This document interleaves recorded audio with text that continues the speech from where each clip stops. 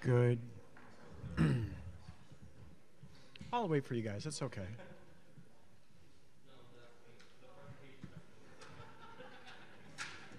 Ici, Radio-Canada is ici. Ben, je fais les cérémonies pour Transecure. C'est la même chose le commencement de chaque réunion. Ah, ok. Ça fait longtemps que je ne suis pas venu.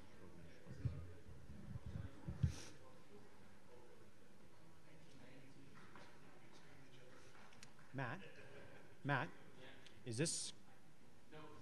Oh, okay. Then we'll wait.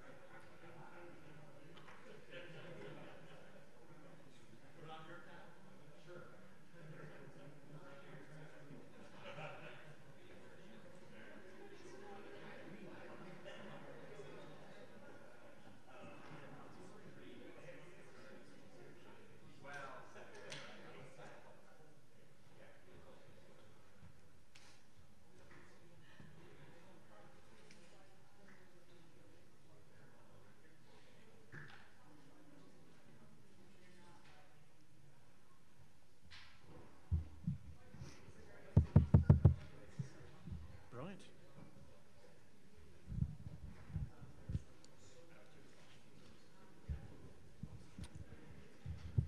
Well, good afternoon, everyone, and welcome to the meeting of the Transit Commission for November 8th, 2017. Bonjour à tous et tous. I hope that everyone had a very safe and enjoyable October, and depending on your perspective, got enough trick-or-treaters or too many, I suppose. We're going to begin today's Transit Commission meeting by recognizing some OC Transpo employees from the months of April through August who exemplified the values of the Transecure program by demonstrating compassion and concern for individuals in need. Nous commencerons la réunion de la Commission des Transports en soulignant les comportements exemplaires des employés des mois d'avril à août. Ces personnes ont incarné les valeurs du programme Transecure en faisant preuve de compassion et de préoccupation à l'égard d'autres qui avaient besoin d'aide. Bus operator Corey was working on Route 95 on the afternoon of April 25th when he realized there was a child with special needs on board the bus who had been separated from his group that he was traveling with. The child's group had recently disembarked at Baseline Station, but the child had accidentally remained on the bus. Realizing what had happened, Corey stopped the bus at the next station. He called the Transit Operations Control Center to inform them of the situation and asked for support. The Control Center proceeded to send a Transit Special Constable to meet the bus. The Special Constable was able to safely reunite the child with his group, and as a result of Corey's keen sense of observation, quick action, and caring nature, everyone was okay. On May 6th, the Transit Operations Supervisor, Sean, was out performing his regular duties when he was flagged down by two people near Lees Avenue and Chapel Street. They indicated that a man in the area was walking around with a knife and swinging it at people. Sean located the suspect at the corner of King Edward and Mann. He then safely observed the suspect and called the Transit Operations Control Center, who requested that the Ottawa Police attend the scene. Sean was able to convey the suspect's description and his direction of travel to the Control Center, who relayed this information on to police dispatch. The Ottawa Police arrived quickly and arrested the subject. Because of Sean's quick thinking, he helped to de-escalate a potentially dangerous situation. On June 13th at 11 a.m., bus operator Mohammed was at Saint Laurent Station waiting to start his next scheduled trip when he noticed a woman fall and begin to have seizures. Remaining calm, Mohammed immediately attended to the woman and helped try to stabilize her. He then proceeded to call 911. Transit Special Constables arrived shortly thereafter and informed the Transit Operations Control Center, who dispatched a transit supervisor to the scene for additional support. Paramedics arrived a short time later to take over and transport the woman to hospital. Mohammed's quick thinking and calm approach helped ensure the woman's immediate health and safety. Thank you, Mohammed, for going above and beyond to help someone in need. Bus operator Mike was driving Route 95 on the evening of July 7 when he noticed an unconscious male on the ground next to Bayview Station. Mike got out of his bus to check on the man's well-being and soon realized that medical help was necessary. Mike immediately went back to his bus and contacted the Transit Operations Control Center for further assistance. Special constables, the Ottawa Fire Department, and paramedics soon arrived. Mike remained calm and on the location to help direct first responders to the man in distress and to provide any information needed. After being treated by paramedics, the man regained consciousness and was transported to hospital. Thanks to Mike's quick thinking and intuition, a potentially serious situation was avoided. On July 25th, while en route number 11, bus operator Ron heard a customer on board requesting help. Ron went to assess the situation and quickly realized it was a serious medical issue. The customer was going into anaphylactic shock. Ron and two other passengers quickly sprung into action to provide assistance and ensure the customer was immediately transported to hospital. Thanks to Ron's quick reaction and first aid knowledge, the woman's serious medical emergency was treated, and thank you, Ron, for going above and beyond to help someone in need. Bus operator Manjinder was working on Carling Avenue near Richmond Road on August 13th when a passenger boarded the bus and informed him of an altercation that had taken place on another bus nearby. Manjinder asked for a description of the suspect and relayed this information to the Transit Operations Control Center. The suspect's description was relayed to special constables who are already en route responding to the first bus. Thanks to Manjinder's attention to detail and quick thinking, vital information was received quickly, aiding in the capture of the suspect by transit special constables.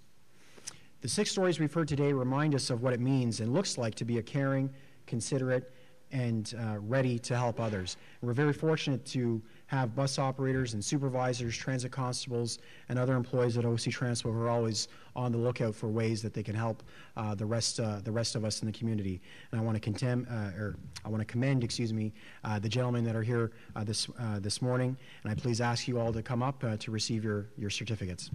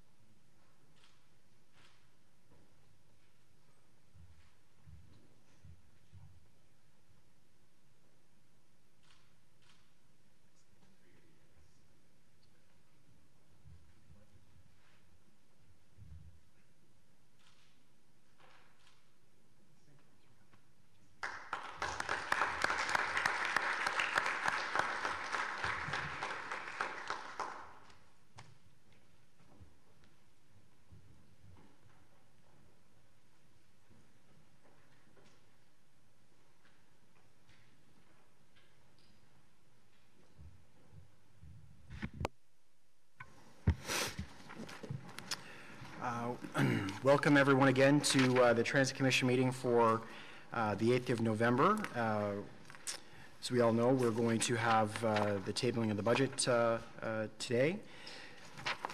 Are there any declarations of interest? Seeing no declarations of interest, we did receive regrets from Commissioner Milno and Commissioner Mallow. Confirmation of the minutes 24 from the 20th of September 2017. Carried. Thank you very much. Item number 1 is the draft operating capital budgets. There's obviously a presentation on that. The Equipass is wrapped up into the budget presentation. Status update, Transit Commission's motions and inquiries for the period ending 1 November 2017. That the Transit Commission received this report for information. Is it received? Received. Thank you very much. And item number 4 is delegation of authority. Contracts awarded for period Jan 1 to June 30. that the Transit Commission and Council receive this report for information. Is this received? Received. Thank you very much. Mr. Manconi, over to you and your team. Good afternoon, Mr. Chair, members of Transit Commission. I want to walk you through how the budget that's before you, the draft budget for 2018, was put together. That's before you. So the key foundational pieces are the alignment with the Transit Affordability Plan. That includes everything from the capital contributions to the revenue cost ratio targets. There's a 2.5% increase to the transit levy as identified in our affordability plan that you've approved.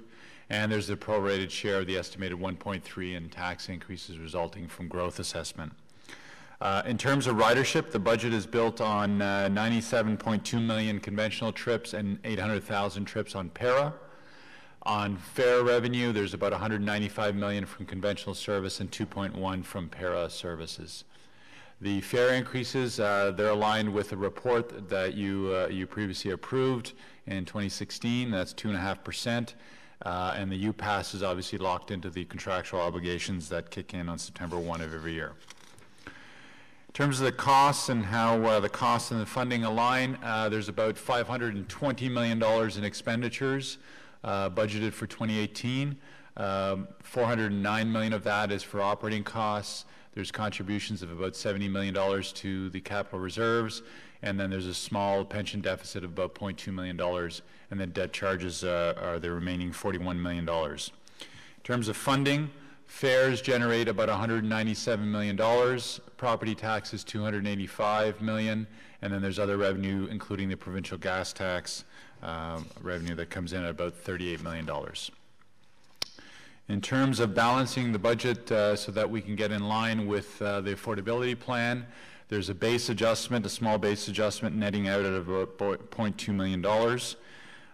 There's maintaining costs, everything from COLA to diesel adjustments going down and so forth. That nets out at about 11.9 million.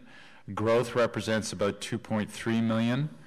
And that's made up of there's some costs to maintain our new faregate equipment. There's funding for the Rural Support Services program of about $100,000.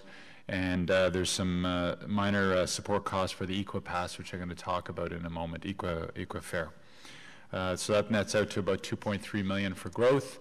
And then revenue nets out at about $4.6 million with a target of achieving of $9.8 million, bringing our fare cost ratio at 51.1%. And we're always happy when it's over the 50% mark. We're up slightly from last year. Last year we're at 51%. So it's minor, but it's in heading in the right direction. In terms of capital highlights, we continue to maintain our fleet. So there's $50 million to replace our buses. There is $500,000 to improve accessibility at our transitway station and O-train stations. There's $3.7 million worth of investments for everything from bus stop shelters and customer improvements. And there's continued investment in ensuring that we improve the mobility for our buses, transit priority, lane configurations, and so forth of almost $9 million. The customer-facing systems and paratransport systems, an investment of $1.5 million, and that's to keep us current and ensuring that we're continuing to provide our customers with the up-to-date technology that they need for their trips. Next, Mr. Chair, you referenced the EquiFare, and you heard it in the Mayor's speech. I'm going to give you the details associated with that. It's been built into the budget. You gave us direction to develop a single ride fare option for transport services and include it in the budget, which we've done. You also further directed us that it be implemented no later than Q2, and so that is the plan.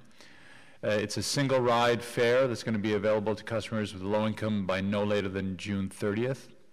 We have included a budget pressure of $150,000 to fund some temporary staffing to perform the customer outreach activities. And you'll recall last year when we rolled out the EquiPass, I said that we were going to do it with existing resources, and we did. I want to commend our management team and our staff that did that.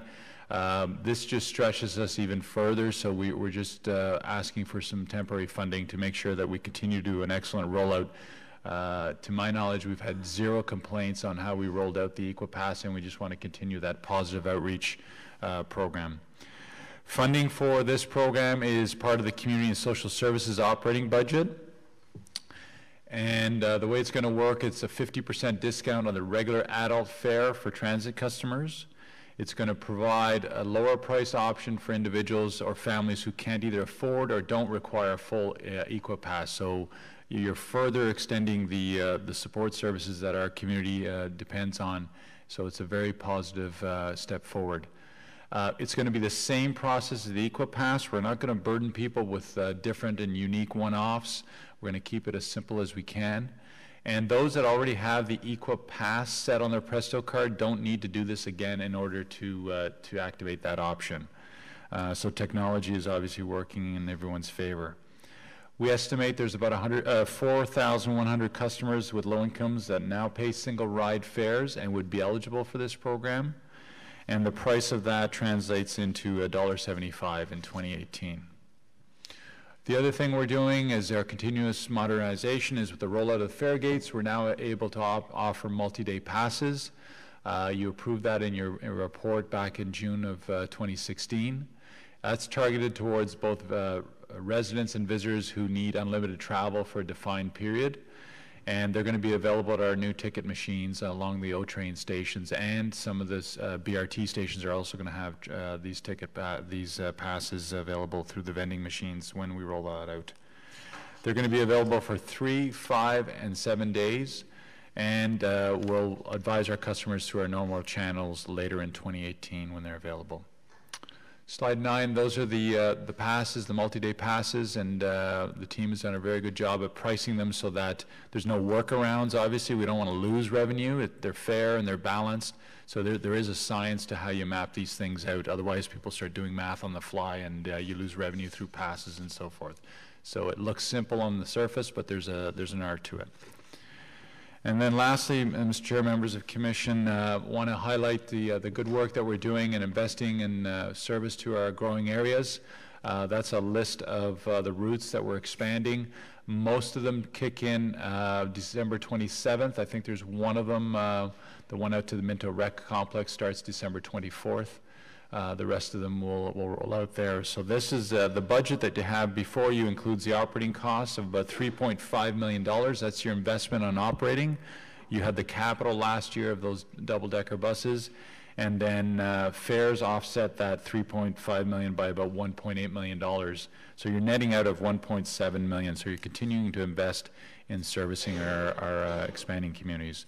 Thank you, Mr. Chair. That concludes the presentation. Happy to take any questions. Thank you very much, Mr. Manconi, and thank you to your entire team. I know putting the budget together and putting the new routes together is a complex and time-consuming process. As was the case with the budget at Council, we'll keep questions to an exceedingly high level, s'il vous plaît, and we'll wrap any questions for item number 2, and at the same time, let's just do it all at once, and we can get you home for dinner. Councillor Eglai, please. Thank you very much. I hope this question falls into the category of general, and discussed it briefly with the GM on the way over here.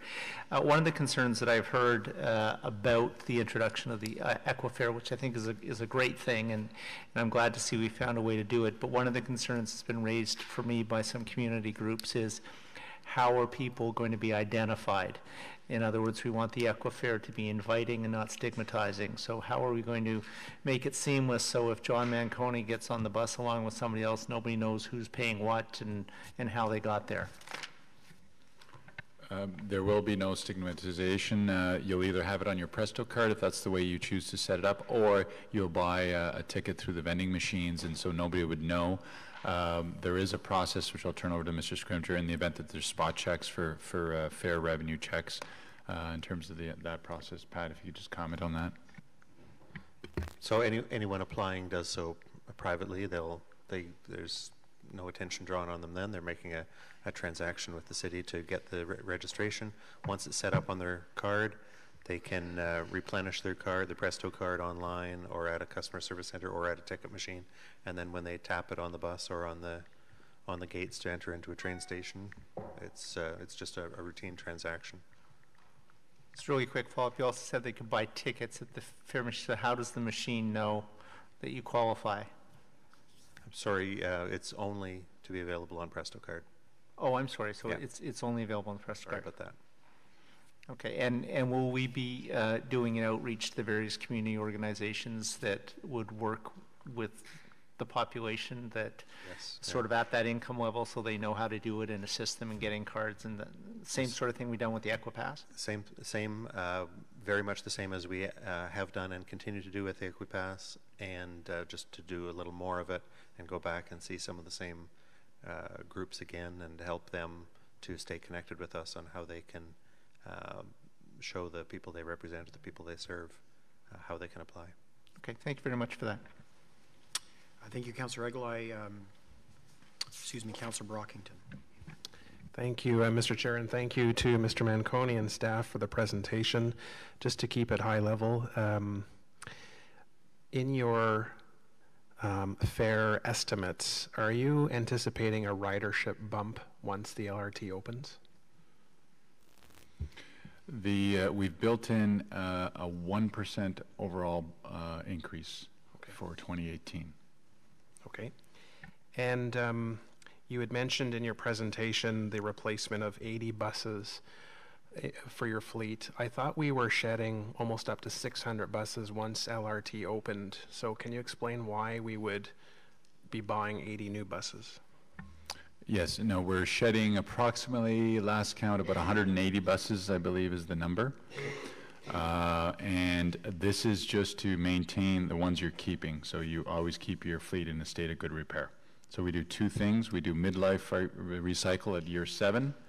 And then at year 15, we're disposing those vehicles because they've reached end of life, and we're just keeping your fleet very current. And that's why you have such a reliable fleet. And Mr. Chair, if I may, through you, just to table a question to OC Transpo today, if I could get an answer soon, which will help me through this budget process. But there have been a number of concerns raised with respect to paratranspo, the booking system, some challenges that my residents and others spoke to a year ago. Can I have a better understanding what has happened within the past year to improve paratranspo and sort of the plans going forward? Again, I don't expect the details today, but it would help me that if I would like to move anything to make improvements going forward, I have that information sooner rather than later. So we'll treat that as an inquiry. Perfect, thank you. Councillor Wilkinson. Yeah, going back to the low-income pass, the track, is this going to be available for children as well as adults? Because there are low-income families where there are children involved. The price that's recommended is a 50% discount for the single ride fare, as it was for the monthly pass. For the monthly pass, that can be attractive to children because it's cheaper than the alternative, which is a youth monthly pass. For the single ride fare, the 50% discount is the same as the 50% discount that's already available to children. So probably, I mean, they could register for it, but it wouldn't provide any financial benefit. Well, what about a child that's maybe 10 years old that's with the parent? How do you handle that? I mean, usually we can do it on the same Presto card as their parent, but do they have to pay the full children's fare then, or have you thought that through? Somebody with a low-income pass may have kids. Right. And they have to take them, say, to the doctor, and they go in the bus. And they can, I believe, I will check, I believe they can pay as now on the same Presto card, and if not, we will just issue them another card. I think it's something that will happen, and we should be prepared for it. No, we'll be prepared for it. Okay, that's great. And what's the income threshold now, approximately? Do you know, for getting the pass will be the same, I guess, for getting the desk. It's pretty low, I know, but I guess it varies a bit for the size of the family too. So, Mr. Chair, I'll look that up, and we can come back if that works for you. Sometimes we get asked, and I can't remember. Okay, thank you. I'll look at the budget more. We haven't got it yet, so it's pretty hard to comment on the budget because we haven't received it yet. Well, this session's not designed to comment on the budget. It's Well, I designed can't comment on something I haven't seen. And that's why we're going to have a prolonged opportunity At another time. in I a know. few weeks. Yeah. Are we going to get them at the end of this meeting, Mr. Chair? Clerks is circulating. I have my budget binder in my office already, so I presume Clerks is already circulating. Oh, that's in the budget book. Okay. Yeah. Councillor Nussbaum. Thank you, Mr. Chair. Just two quick questions following up on some of the other ones that have already been asked. On the Equifare ask, Will there be also a request in your budget, in your draft budget, for either new resources or are there existing resources to ensure that residents are aware of both the Equifare, both the single fare and the monthly pass? And the reason that I ask that is I happened to be at an OCH building last week, and we were talking about transit, and the people I was talking with were not aware even of the Equifare, and it made me think there probably is an opportunity for greater public awareness. And I'm just want to, so the question is, are you asking for that money in the budget, or do you feel you have existing resources to ensure that there's high literacy and awareness about these two discounts? That's the $150,000 that I highlighted, and to do exactly what you're talking about. And I encourage every member of council in your networks, if you hear of a gap we got to close, please send a note to Pat, and we will get out there and work with them. Great. And second question, just following up on Councillor Brockington's question on the assumption of a 1% ridership increase. I know that we don't know the exact date of when phase 1 will open, but is it essentially, is the assumption essentially static ridership until such time as the LRT opens, and then a 2% increase roughly? I think that's what the long-range financial plan was, but I'm just wondering in very rough terms what the assumptions are. Again, recognizing that there's no established date for the opening. We all know how sensitive ridership is, and it's an art and a science, and you recall that report that we gave you before when you asked some of these similar questions. We took our best cut at, because we've had some ridership dips lately, so I think we're netting out, when it's all said and done, I'm looking at my notes, I believe overall about 0.5% compared to last year, when you add that 1% and then we factor in where we currently believe we are on ridership.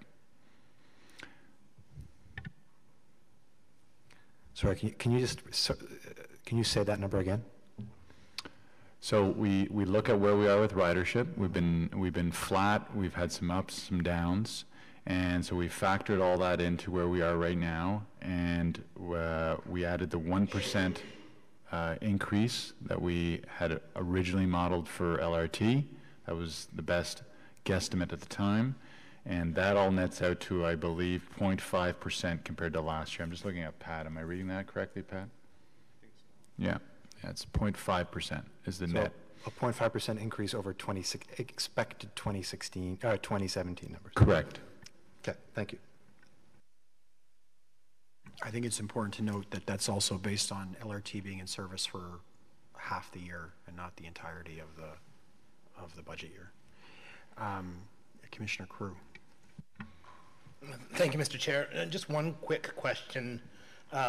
With the introduction of the Equifare, I echo Councillor Eglei's comments that, thank you for following through on that and introducing that. I do think it's an important enhancement to what we already have. I also want to thank, Council for the approach of continuing to fund this through community and protective services, because I feel that's where funding for this belongs.